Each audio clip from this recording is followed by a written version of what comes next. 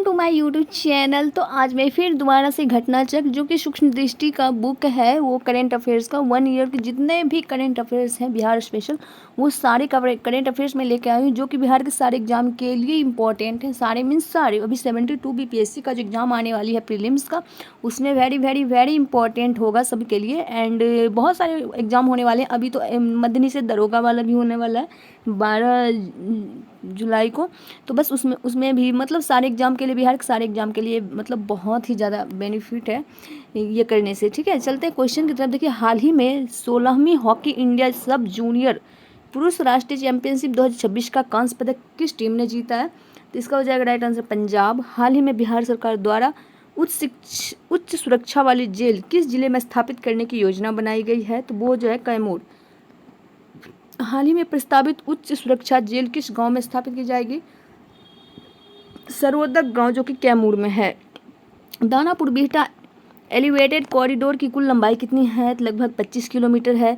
Danapur Bihta elevated corridor किस सड़क परियोजना का हिस्सा है? पटना बक्सर 4 लेन सड़क योजना। नेक्स्ट है, दानापुर बिहटा एलिवेटेड कॉरिडोर की प्रमुख विशेषता क्या है? तो पूर्वी भारत की सबसे लंबी एलिवेटेड सड़क बनने की संभावना। हाल ही में पटना के दूसरे हवाई अड्डे के रूप में किस परियोजना का विकास किया जा रहा है? तो बिहटा हवाई अड्डा परियोजना।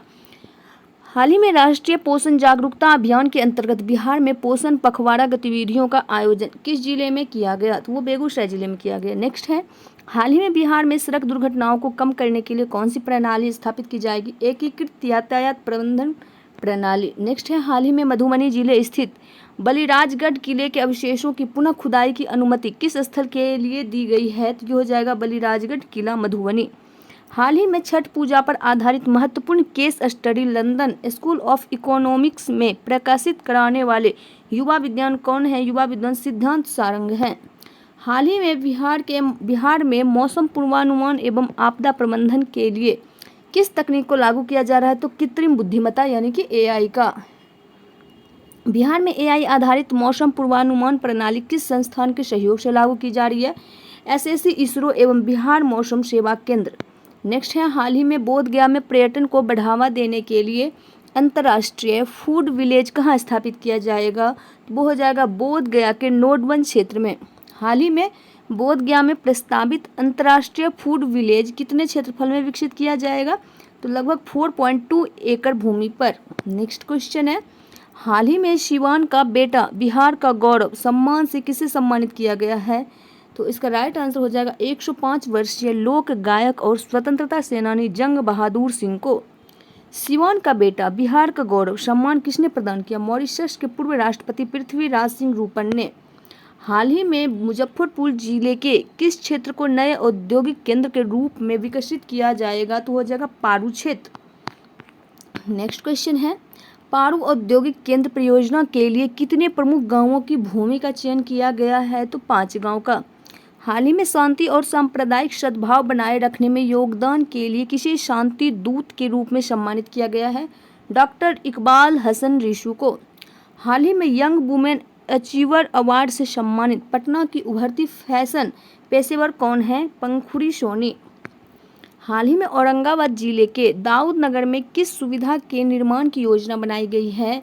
तो दाऊद नगर में किस सुविधा के निर्माण की योजना बनाई गई है? तो वो हो जाएगा मटेरियल रिकवरी फैसिलिटी एवं विंडो प्लांट। नेक्स्ट है, मरीजों को मुफ्त दवाइयाँ उपलब्ध कराने में भारत में कौन सा राज्य प्रथम स्थान पर रहा है? तो बिहार। मरीजों को मुफ्त दवाई उपलब्ध कराने में बिहार का स्थान जो है इंडिया में फर्स्ट है।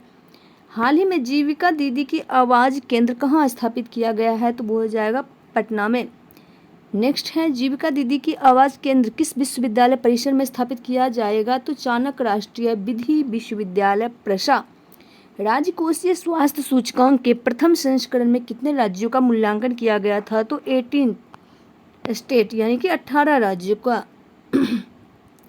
राजकोषीय स्वास्थ्य सूचकांक 2026 के नए संस्करण में कितने उत्तर पूर्वी और हिमालयी राज्यों को शामिल किया गया है?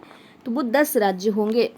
हाल ही में बिहार में पर्यटन को नई दिशा देने हेतु अंतर्राष्ट्रीय फूड विलेज परियोजना किस शहर में विकसित की जा रही है? तो बोधगया में। हाल ही में बिहार का पहला परमाणु ऊर्जा संयंत्र कहाँ स्थापित करने की योजना बनाई गई है? रजौली नवादा में। हाल ही में 19वीं अखिल भारतीय पुलिस शूटिंग खेल चैंपियनशिप में 4 पदक जीतने वाली बिहार की खिलाड़ी कौन है? तो सीमा यादव। 3 स्वर्ण पदक और 1 कांस्य पदक। हाल ही में किस जिले को सुकन्या जिला के रूप में विकसित करने की पहल शुरू की गई है? तो समस्तीपुर। हाल ही में बिहार सरकार ने आर्थिक रूप से कमजोर परिवारों के कितने बिजली उपभोक्ताओं के घरों पर सौर ऊर्जा संयंत्र स्थापित करने की घोषणा की है? तो 58 लाख उपभोक्ता। हाल ही में बिहार सरकार द्वारा बीपीएल परिवारों के लिए प्रस्तावित रूफटॉप सोलर प्लांट की क्षमता कितनी निर्धारित की गई है? तो 1.1 किलोवाट। हाल ही में Bihar state power transmission company limited किस उपलब्धि के कारण चर्चा में है? तो एनएसई पर सूचीबद्ध होने वाली देश की पहली राज्य सरकार स्वामित्व वाली बिजली पारेषण कंपनी बनने के कारण। हाल ही में पूर्वी भारत का पहला तथा देश का 5वां सबसे बड़ा ग्रीनफील्ड हवाई अड्डा कहाँ विकसित किया जाएगा? तो वो जो है ना सोनपुर यानी कि सारण जिला में विकसित किया जाएगा। गणतंत्र दिवस 2026 के अवसर पर बिहार के कितने पुलिस अधिकारियों और कर्मियों को पुलिस पदक से सम्मानित किया गया? तो 22। कितने को? 22 को। नेक्स्ट है, हाल ही में बिहार के कितने पुलिस कर्मियों को वीरता पदक प्रदान करने की घोषणा की गई है? तो 3। हाल ही में बिहार विधानसभा चुनाव में मतदाता जागरूकता के लिए सर्वश्रेष्ठ चुनावी जिला पुरस्कार से किसे सम्मानित किया गया? तो डॉक्टर त्यागराजन एसएम को। हाल ही में राष्ट्रीय मतदाता दिवस 2026 में किस टीम को सर्वश्रेष्ठ सोशल मीडिया टीम पुरस्कार मिला? सीईओ कार्यालय की मीडिया टीम को। हाल ही में बिहार में सार्वजनिक राशन वितरण प्रणाली को तकनीक आधारित बनाने हेतु कौन सी पहल शुरू की गई है? तो अनाज एटीएम। बिहार में अनाज एटीएम परियोजना का पायलट प्रोजेक्ट कहाँ शुरू किया जाएगा? तो शहरी पटना में। अनाज एटीएम के लिए प्रारंभिक चरण में कितने स्थान प्रस्तावित किए गए हैं? तो 3 स्थान। अनाज एटीएम परियोजना के संचालन में कौन सा अंतर्राष्ट्रीय संगठन सहयोग करेगा? विश्व खाद्य कार्यक्रम। हाल ही में बिहार सरकार ने किस नई औद्योगिक नीति को मंजूरी दी है? तो बिहार सेमीकंडक्टर नीति। हाल ही में बिहार सेमीकंडक्टर नीति के तहत अगले 5 वर्षों में जीएसडीपी में सेमीकंडक्टर क्षेत्र की हिस्सेदारी कितने करने का लक्ष्य रखा गया है? तो 5%। हाल ही में बिहार सेमीकंडक्टर नीति किस विजन का हिस्सा है? तो वो हो जाएगा 7 निश्चय 3 समृद्ध उद्योग और सशक्त बिहार। हाल ही में केंद्र सरकार की सब्सिडी के अतिरिक्त बिहार सरकार सेमीकंडक्टर उद्योग को कितना अतिरिक्त प्रोत्साहन देगी? तो 20%। हाल ही में बिहार सरकार ने किसानों को प्रत्यक्ष आर्थिक सहायता देने हेतु कौन सी नई योजना शुरू करने का निर्णय लिया है? तो जननायक कर्पूरी ठाकुर किसान सम्मान निधि योजना। हाल ही में जननायक कर्पूरी ठाकुर किसान सम्मान निधि योजना के तहत किसानों को प्रति वर्ष कितनी अतिरिक्त सहायता दी जाएगी? तो 3000 रुपये। हाल ही में वित्त वर्ष 2024-25 में बिहार ने खाद्यान्न उत्पादन में कितना रिकॉर्ड उत्पादन दर्ज किया है? तो 326.62 लाख मीट्रिक टन। हाल ही में मखाना उत्पादन में भारत में प्रथम स्थान पर कौन सा राज्य है? तो बिहार। ऑपरेशन भूमि दखल देहानी किस राज्य सरकार द्वारा शुरू किया गया है? तो बिहार सरकार के द्वारा। ऑपरेशन भूमि दखल देहानी का मुख्य उद्देश्य क्या है? तो आवंटित भूमि से बेदखल कर दिए गए पर्चाधारियों को दखल दिलाना। ऑपरेशन भूमि दखल देहानी विशेष रूप से किन परिवारों के लिए शुरू किया गया है? अनुसूचित जाति और अनुसूचित जनजाति परिवारों के लिए। बिहार में दूसरा आधुनिक मौसम राडार कहाँ स्थापित किया जा रहा है? तो पूर्णिया मौसम विज्ञान केंद्र। मरीजों को मुफ्त दवाइयाँ उपलब्ध कराने के मामले में भारत में प्रथम स्थान पर जो है वो बिहार है। पटना नगर निगम की किस पहल का चयन अंतर्राष्ट्रीय सम्मेलन रेजिलिएंट सिस्टम्स 2026 के लिए किया गया है? तो पिंक इनोवेशन। ज्ञान भारतम पहल के तहत बिहार का पहला पांडुलिपि क्लस्टर केंद्र किसे घोषित किया गया है? नव नालंदा महाविहार को। नेक्स्ट है बिहार का पहला पांडुलिपि क्लस्टर केंद्र किस मंत्रालय द्वारा घोषित किया गया है? तो संस्कृति मंत्रालय के द्वारा। ज्ञान भारतम पहल मुख्यतः किससे संबंधित है? तो वो हो जाएगा पांडुलिपियों के संरक्षण एवं संवर्धन। बिहार के अंतर्राष्ट्रीय टेबल टेनिस खिलाड़ी सुश्री विद्या किस जिले से संबंधित है? तो समस्तीपुर से। सुश्री विद्या ने राष्ट्रीय और अंतर्राष्ट्रीय प्रतियोगिताओं में कुल कितने पदक जीते हैं? तो 20। सुश्री विद्या ने राष्ट्रीय और अंतर्राष्ट्रीय प्रतियोगिताओं में कितने स्वर्ण पदक जीते हैं? तो 2। नीलिट के नए सेंटर का आभासी उद्घाटन बिहार के किस शहर में किया गया है? तो मुजफ्फरपुर। NIELIT के नए सेंटर का आभासी उद्घाटन बिहार के किस शहर में किया गया है? तो मुजफ्फरपुर में। मेरा बूथ सबसे मजबूत अभियान किसके द्वारा शुरू किया गया है? तो नरेंद्र मोदी के द्वारा। बिहार में अकुशल श्रमिकों के लिए नई न्यूनतम मजदूरी कितनी निर्धारित की गई है? तो 436 रुपये प्रतिदिन। बिहार में उच्च कुशल श्रमिकों के लिए नई न्यूनतम मजदूरी कितनी निर्धारित की गई है? 672 प्रतिदिन। विश्व पैरा एथलेटिक्स चैंपियनशिप 2025 में भारत के लिए पहला स्वर्ण पदक जीतने वाले बिहार के खिलाड़ी शैलेश कुमार जो हैं जमुई के हैं। बिहार की अंतिम मतदाता सूची 2025 में मतदाताओं की संख्या में लगभग कितने प्रतिशत की कमी दर्ज की गई है? 6% की। बिहार साइबर अपराध एवं सुरक्षा इकाई के द्वारा AI आधारित साइबर हेल्पलाइन किस नंबर पर संचालित की जाएगी? 1930। प्रस्तावित AI आधारित साइबर हेल्पलाइन कॉल सेंटर के संचालन की संभावना कितने समय के भीतर व्यक्त की गई है? तो 3 से 4 माह। नई AI प्रणाली लागू होने के बाद शिकायत दर्ज करने में अनुमानित कितना समय लगेगा? 5 से 6 मिनट। भारतीय ज्ञान प्रणाली पर अनुसंधान केंद्र की स्थापना किस संस्थान में की जाएगी? तो NIT पटना में। NIT पटना में स्थापित होने वाले भारतीय ज्ञान प्रणाली केंद्र का मुख्य उद्देश्य क्या है? छात्रों को भारतीय ज्ञान परंपरा से जोड़ना। भारतीय ज्ञान प्रणाली केंद्र में नए पाठ्यक्रम शुरू करने की जिम्मेदारी किस विभाग को दी गई है? तो आर्किटेक्चर एवं प्लानिंग विभाग को। बिहार ब्रांड मेसा पहल किस राज्य सरकार द्वारा शुरू की गई है? तो वो बिहार के द्वारा। बिहार ब्रांड मेसा पहल का प्रमुख उद्देश्य क्या है? बिहार की पहचान और सार्वजनिक छवि को मजबूत करना। बिहार ब्रांड मेसा पहल का नेतृत्व कौन कर रहे हैं? तो प्रत्यय अमृत। बिहार ब्रांड मेसा योजना किस विभाग द्वारा संचालित की जा रही है? तो पशु और मत्स्य संसाधन विभाग के द्वारा। बिहार ब्रांड मेसा योजना का मुख्य उद्देश्य क्या है? मांस, मछली और अंडों के विपणन को बढ़ावा देना। बिहार ब्रांड मेसा योजना किस प्रसिद्ध ब्रांड के मॉडल पर विकसित की जा रही है? तो सुधा पे। हाल ही में बियाडा की प्रोजेक्ट क्लियरेंस समिति ने किस नई इकाई को स्वीकृति प्रदान की है? तो मखाना प्रसंस्करण इकाई। प्रस्तावित मखाना प्रसंस्करण इकाई बिहार के किस जिले में स्थापित की जाएगी? तो वो दरभंगा में। कहाँ पे? दरभंगा। मखाना प्रसंस्करण इकाई किस औद्योगिक क्षेत्र में स्थापित की जाएगी? दोनार औद्योगिक क्षेत्र में।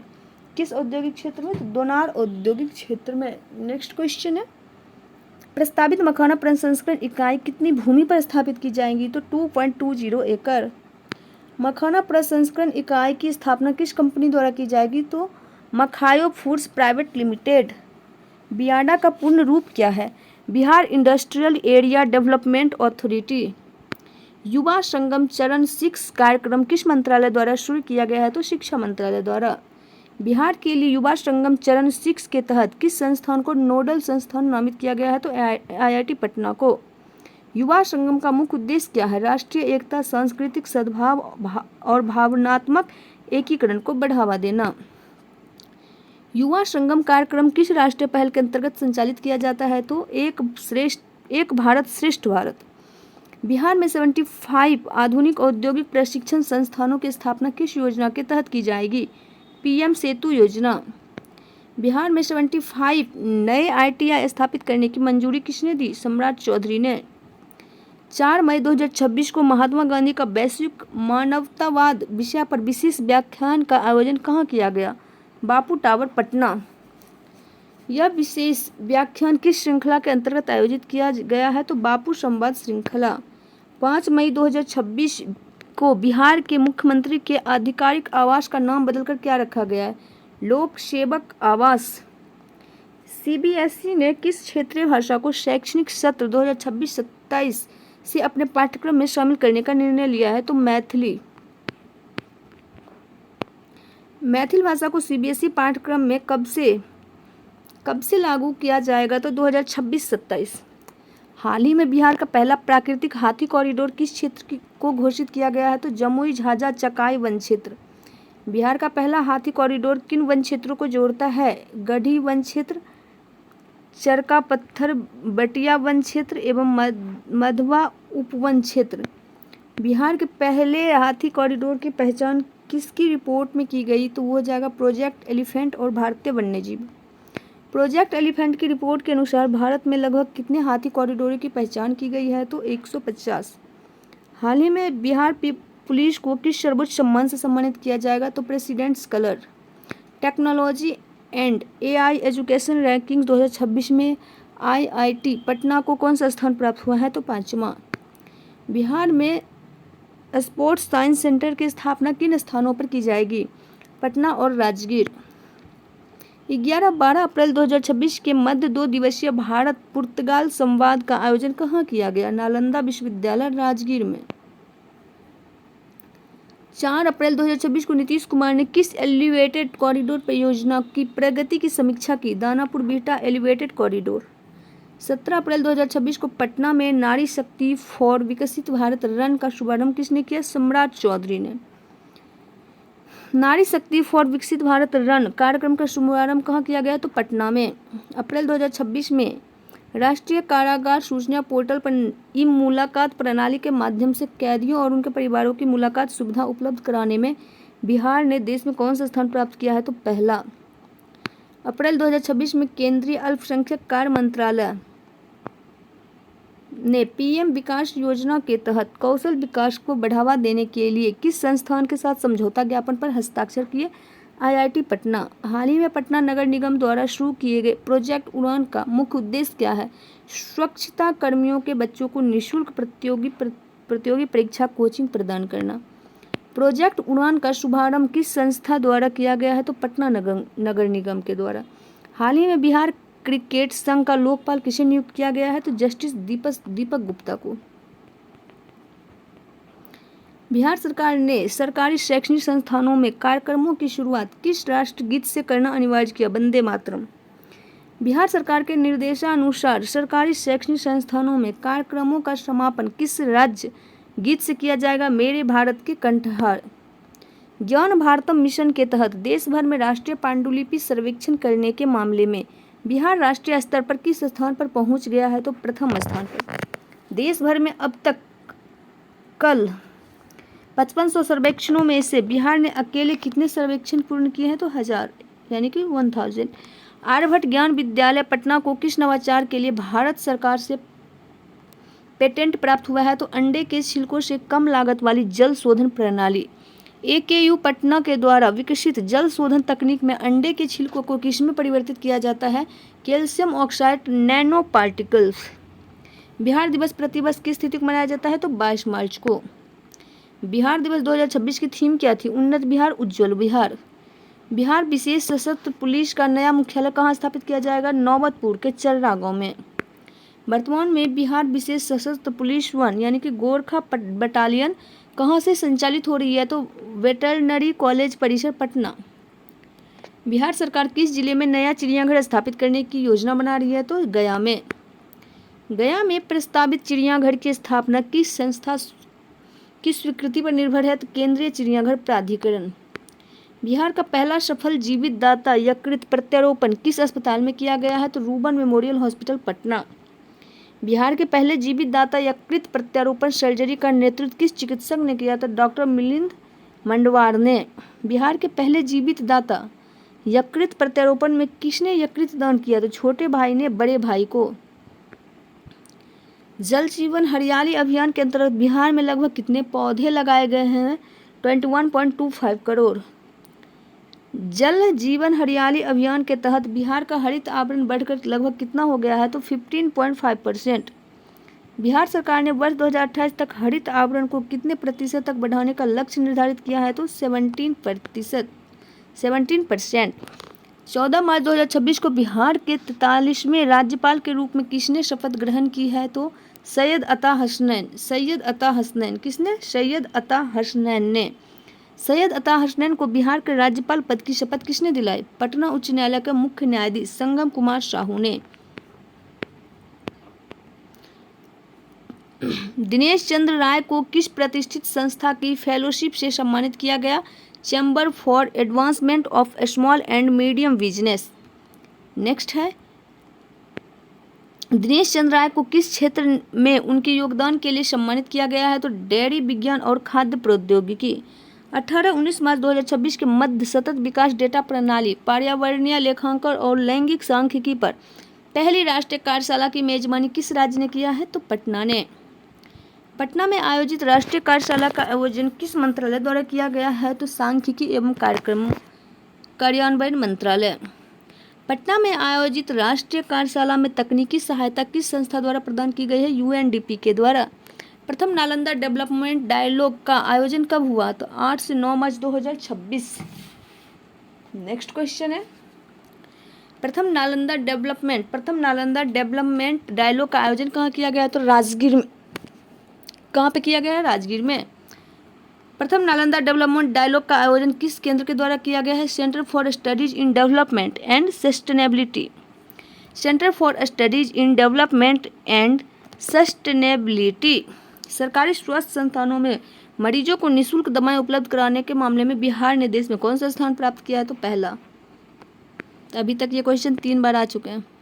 12 से 15 मार्च 2026 के मध्य एग्रो बिहार 2026 का आयोजन कहाँ किया गया? पटना के गांधी मैदान में। एग्रो बिहार 2026 का मुख्य उद्देश्य क्या है? कृषि को अधिक आधुनिक और लाभदायक बनाना। एग्रो बिहार 2026 प्रदर्शनी में प्रतिदिन आयोजित विशेष प्रशिक्षण सत्र का नाम किसान पाठशाला। मुख्यमंत्री डिजिटल लाइब्रेरी योजना का मुख्य उद्देश्य क्या है? डिजिटल विभाजन को कम करना। मुख्यमंत्री डिजिटल लाइब्रेरी योजना के तहत विद्यार्थी को कौन सी सुविधा निःशुल्क प्रदान की जाती है? तो हाई स्पीड इंटरनेट और ई-लर्निंग उपकरण।